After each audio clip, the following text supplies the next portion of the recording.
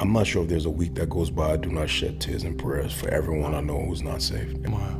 I think if men knew how graphic eternal separation from God is, how graphic hell is going to be, that it's eternal, I think we would care more about people who are not saved. You know, people read the Bible, but they don't think about what they're reading. You know how the scripture says after Judas committed suicide, he was the son doomed for perdition. So we know that Judas didn't make it to glory. What year did that happen? Around AD 33, around the year Christ died. That means Judas would have been there for 2 millennia.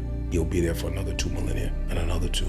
And then if we take everything Jesus said, that the worm doesn't die, men gnash their teeth for pain, they're chewing their tongue, they're conscious of their suffering, and they're not gonna get out.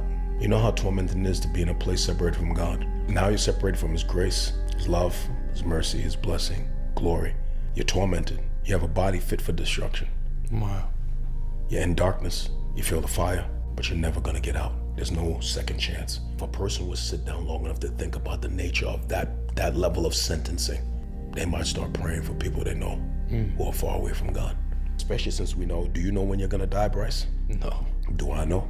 No. No. Last week in my church, a young man was headed to our ministry, 22 years of age, died in a motorcycle crash on his way to 2019. We did a memorial for them on stage. He was a believer, so we know where he is. What if he wasn't?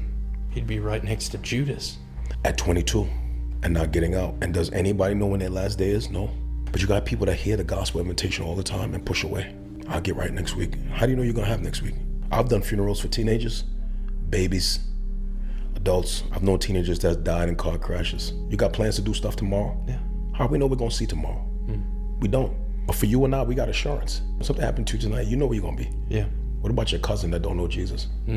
Or the person watching right now, their grandmama that don't know Jesus? Dang it.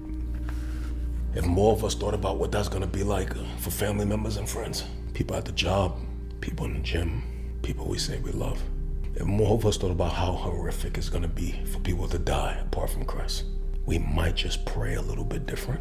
We might labor a little bit different. We might care a little bit different. We might be a little bit more faithful. Yeah.